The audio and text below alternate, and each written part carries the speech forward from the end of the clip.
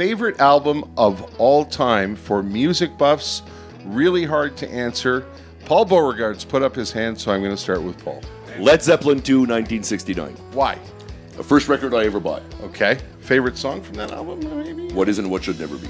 Wow, you're definitive. You don't even hesitate. No. Yeah, it'll be an album that nobody even knows. So, surprise, surprise. It's from the Catherine Wheel. It's called Adam and Eve. Fantastic. What? I played it on my show about a year ago from start to finish. Yep. And I got people who emailed me saying, I can't believe I've never heard this album. Was Sgt. Pepper. That was the first CD that I ever bought. Influence from my parents who were big Beatles fans. I was going to ask you who introduced you to the Beatles. My mom.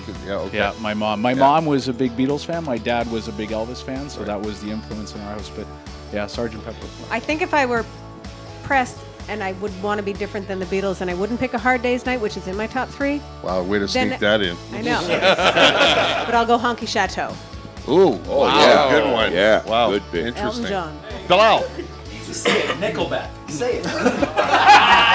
Number 1 album, Pump from Aerosmith. There you go. Well done. Excellent choice.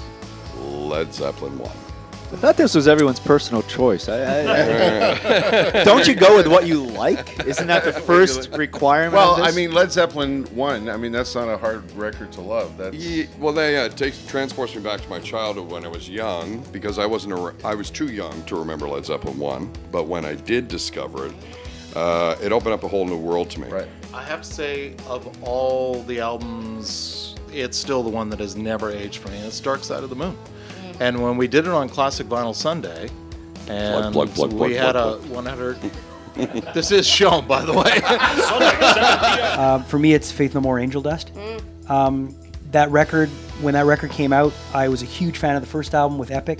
They were all over MTV. They were this breakout band. They were doing music that no one else had really done before. And I remember buying that record in Boston at Newberry Comics, and putting that record on and hating it. Wicked good. But I couldn't hate it because it's Faith No More. And then I just listened to it. And the more I listened to it, the more I was like, these guys are doing stuff that has never been done before. I'm gonna go Bon Jovi, Slippery When Wet.